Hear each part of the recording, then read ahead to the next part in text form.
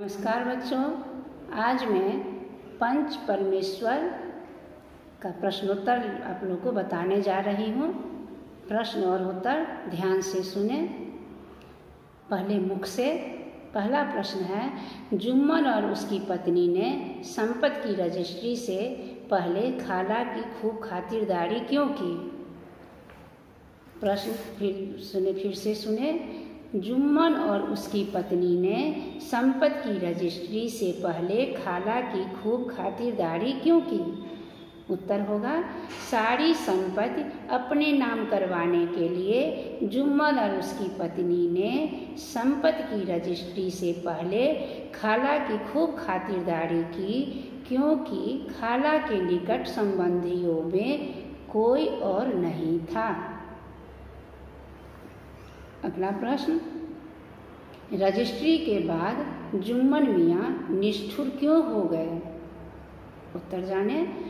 जुम्मन का उद्देश्य सिर्फ खाला की संपत्ति हासिल करना था और वह उद्देश्य पूरा हो चुका था, इसलिए रजिस्ट्री के बाद जुम्मन मियाँ निष्ठुर हो गए।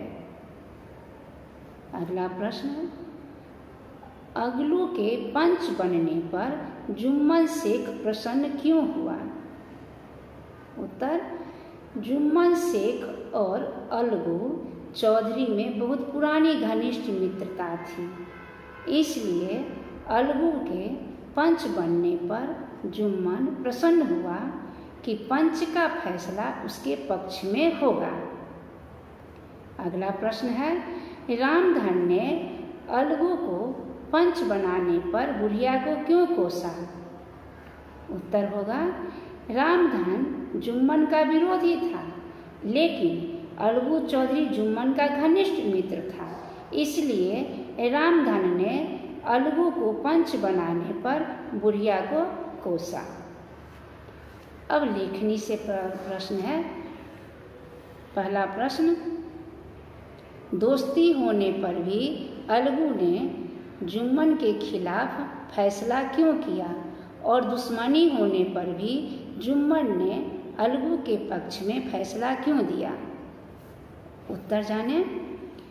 न्याय और धर्म के सर्वोच्च आसन पर बैठकर सरपंच के मुंह से निकले शब्द देववाणी के समान होते हैं।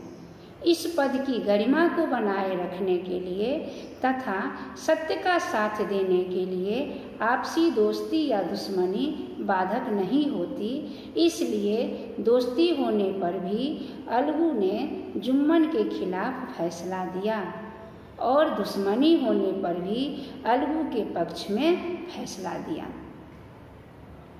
अगला प्रश्न है, अलगू, जुम्मन और खाला में से कौन सा पात्र तुम्हें अच्छा लगा और क्यों? उत्तर, पंच परमेश्वर नामक कहानी में अलगू, जुम्मन और खाला इत्यादि सभी पात्र अच्छे हैं, लेकिन मुझे जुम्मन सबसे अच्छा लगा, क्योंकि जुम्मन ने अलगू के साथ दुश्मनी होने पर भी सरपंच के पद की गरिमा को बनाए रखते हुए अलगू के पक्ष में फैसला दिया, अर्थात सत्य का साथ दिया। धन्यवाद। अगला प्रश्न बाद में।